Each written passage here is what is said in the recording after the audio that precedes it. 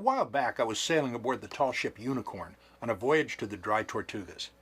I sat enthralled as I watched the crew go about their duties. It was an eye-opener. The Unicorn is a true working square-rigged topsail schooner, and there are no winches on the boat, so when you want to tighten a sail, you manually jerk the lines to do so.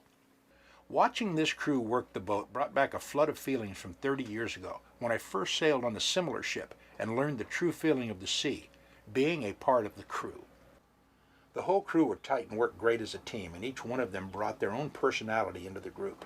That's what making a ship's company what it is, the combination of personalities. Watching 22-year-old Emma go from one area to another with nary a word, just knowing what had to be done and doing the job, was like watching poetry in motion. The look of concentration on her face, or of pure effort as she'd tug on a line, made you respect her, and all of a sudden her tender years were forgotten.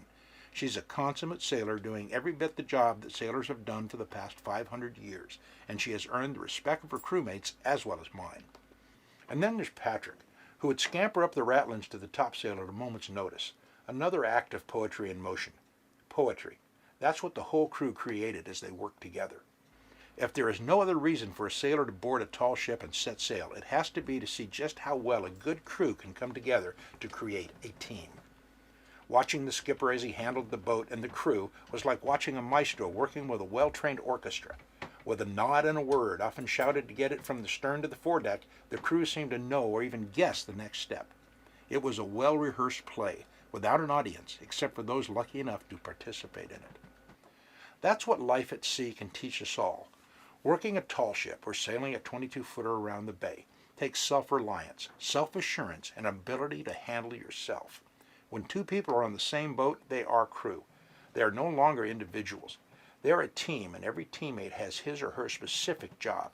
And these jobs are much better accomplished when all hands work together.